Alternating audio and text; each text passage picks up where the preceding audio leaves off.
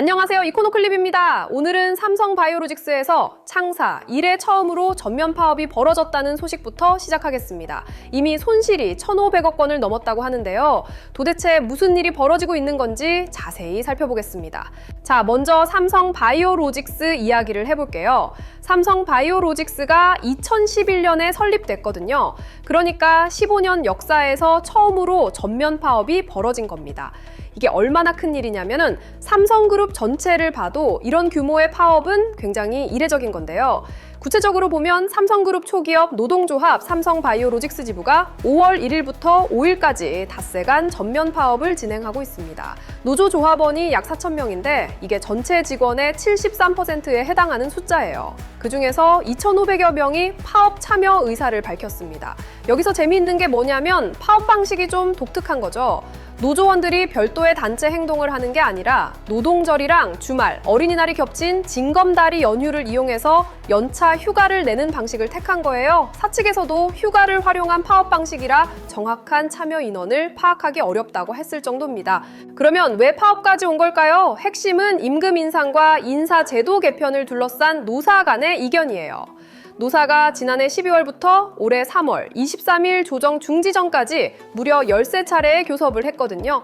대표이사 미팅도 2차례나 해댔는데 합의점을 못 찾은 겁니다. 노조 측 요구안을 보면 평균 14% 수준의 임금 인상을 요구하고 있어요. 거기에 더해서 임직원 1인당 3천만 원의 경력금 지급도 요구하고 있고요. 그뿐만 아니라 채용이나 승진 같은 인사제도 전반의 운영을 노조와 사전에 합의할 것도 요구하고 있습니다. 반면 사측은 뭐라고 했냐면 노조 측의 요구안은 현재 회사의 지급 여력 및 향후 성장을 위한 재원 확보를 고려했을 때 현실적으로 수용하기 어렵다면서 임금 6.2% 인상안을 내놓은 상태입니다. 14%와 6.2% 이 격차가 쉽게 좁혀지지 않고 있는 거죠. 자, 여기서 중요한 게 뭐냐면요. 바이오의약품 생산이라는 게 일반 제조업과는 완전히 다른 특성을 갖고 있다는 겁니다. 세포를 해동하는 것부터 시작해서 최종 충전까지 전 공정이 연속적으로 제어돼야 하거든요. 중간에 끊기면 그 배치 자체가 날아가는 거예요. 실제로 전면 파업이 진행되는 분야가 생산, 품질 관리, 품질 보증, 위탁 개발, 공정 설비 등 핵심 분야 전반인데요. 의약품 변질 방지를 위해 법원이 쟁의 행위를 금지한 농축 및 버퍼 교환 같은 마무리 세계의 공정 인력만 업무에 투입되고 있는 상황이에요. 사측 발표에 따르면 지난달 28일부터 시작된 자재 소분 부서의 선제적 파업으로 필수 원부 자재가 적기에 공급되지 못했다고 합니다. 비상 대응에 나섰음에도 일부 배치의 생산을 불가피하게 중단해서 약 1,500억 원 수준의 손실이 발생한 것으로 추산된다고 밝혔어요. 쉽게 비유하자면 빵집에서 반죽을 시작했는데 중간에 직원이 다 나가버린 거예요. 반죽은 계속 발효가 되니까 그냥 버려야 하는 상황이 된 거죠. 바이오의약품도 마찬가지로 한번 시작된 공정이 중단되면 그 배치를 살릴 수가 없는 겁니다. 앞으로의 전망을 보면 4일에 중부지방고용노동청 중재로 대화가 예정되어 있는데요. 삼성바이오로직스 측은 파업으로 인한 생산 차질에 대해 무거운 책임을 통감한다면서 대화에 성실히 임하겠다고 했습니다. 하지만 노조위원장 박재성 씨는 부분 파업만으로도 대응하지 못하는 사측이 파업을 막을 방법은 없어 보인다고 밝혀서 공장 정상화까지는 상당한 진통이 예상됩니다. 이 사안이 단순히 삼성바이오만의 문제가 아닌 게 글로벌 바이오 위탁 생산 시장에서 한국 기업들의 신뢰도와 직결되는 문제이기도 하거든요. 납기 지연이 길어지면 해외 고객사들이 다른 위탁 생산업체로 눈을 돌릴 수도 있다는 점에서 조기 타결이 양쪽 모두에게 중요한 상황입니다. 자, 이번에는 좀 흥미로운 뉴스를 하나 가져왔는데요. 일론 머스크 테슬라 CEO의 보상 이야기입니다. 숫자만 보면 깜짝 놀라실 거예요. 테슬라가 미국 증권거래위원회 SEC에 제출한 서류를 보면 머스크의 지난해 총보상객이 1,580억 달러로 책정돼 있습니다. 한국 돈으로 하면 약 232조 원이에요. 232조 원이면 우리나라 1년 국가 예산의 거의 절반에 가까운 금액이거든요. 그런데 실제로 머스크가 받은 돈이 얼마냐? 0원입니다. 정확히 말하면 1달러도 안 되는 거예요. 이게 무슨 소리냐고요? 이게 바로 조건부 보상이라는 건데요. BBC 방송에 따르면 이 보상 금액은 지난해 11월에 테슬라 주주들이 승인한 보상 계약의 조건을 충족할 경우에 받을 수 있는 금액을 반영한 겁니다. 그러니까 아직 받은 게 아니라 앞으로 받을 수 있는 가능성을 보여주는 숫자인 거죠. 그러면 어떤 조건을 충족해야 하는 걸까요? 가장 핵심적인 건 테슬라의 시가총액을 8조 5천억 달러로 끌어올려야 한다는 겁니다. 지금 테슬라 시가총액이 대략 8천억 달러 안팎이거든요. 10배 이상 올려야 한다는 얘기예요. 이 조건이 충족되면 머스크는 최대 4억 주 이상의 테슬라 주식을 받게 되는데 시가총액이 충분히 높아지면 이 주식의 가치가 1조 달러, 그러니까 약 1,470조 원에 달할 수 있다는 거예요. 그것 말고도 달성해야 할 목표가 산더미처럼 쌓여 있어요.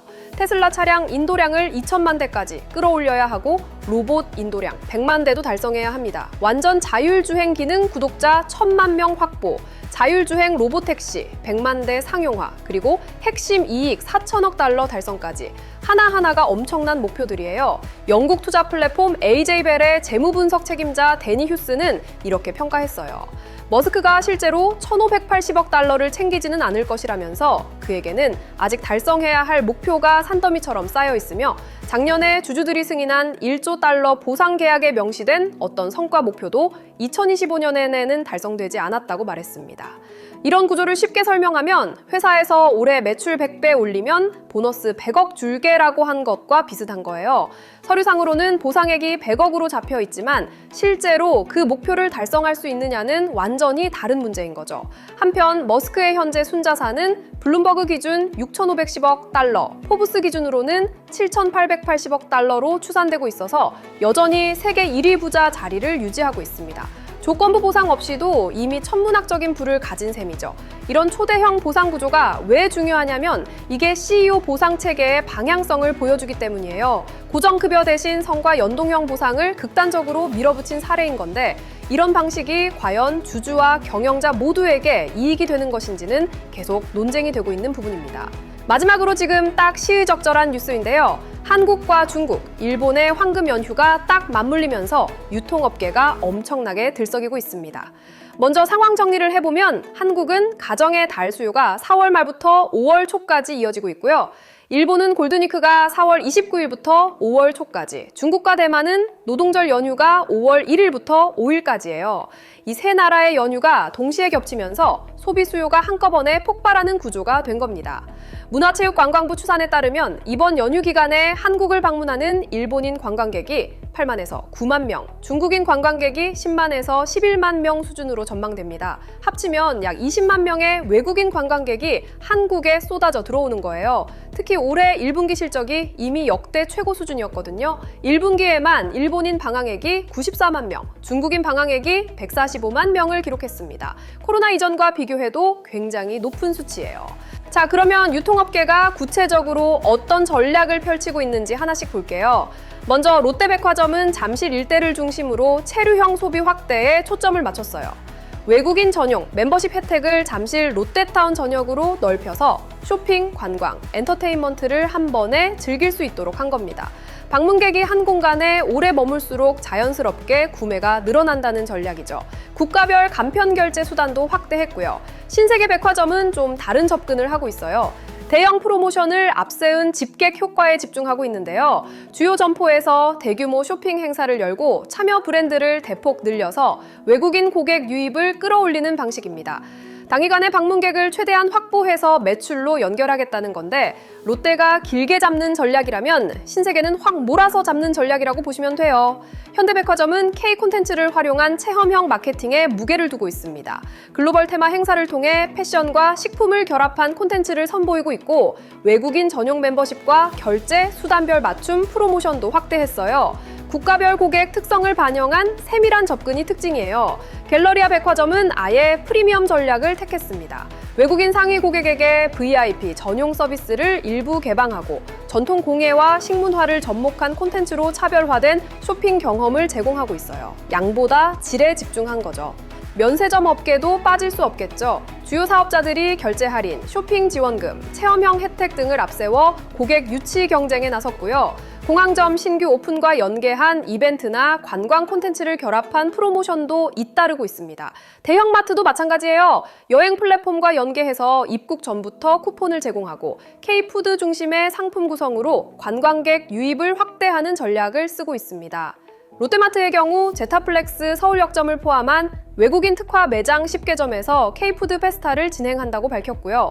업계 관계자의 말이 인상적이었는데요. 외국인 관광객이 단순 쇼핑을 넘어 체험과 콘텐츠 소비까지 함께하는 경향이 뚜렷해지고 있다면서 유통업체들도 체류 시간을 늘리고 객단가를 높일 수 있는 방향으로 전략을 고도화하고 있다고 말했습니다. 결국 지금 유통업계의 경쟁 구도가 단순히 가격 할인 경쟁에서 누가 더 오래, 더 깊이 있는 경험을 제공하느냐의 싸움으로 바뀌고 있다는 얘긴데요. 소비자 입장에서는 오히려 좋은 소식이에요. 각 백화점과 마트들이 경쟁적으로 혜택을 늘리고 있으니 이번 연휴에 쇼핑 계획이 있으시다면 각 업체별 이벤트를 꼼꼼히 비교해보시는 게 좋겠습니다. 오늘 3가지 뉴스를 함께 살펴봤는데요. 삼성 바이오로직스 파업에서는 한국 바이오 산업의 노사 관계가 새로운 국면에 접어들었다는 점이 보이고, 머스크의 보상 패키지에서는 글로벌 기업의 CEO 보상 구조가 어떻게 변화하고 있는지 엿볼 수 있었습니다. 그리고 유통업계의 5월 특수는 한중일 관광시장의 회복세가 실물 경제에 어떤 영향을 미치는지 잘 보여주고 있죠.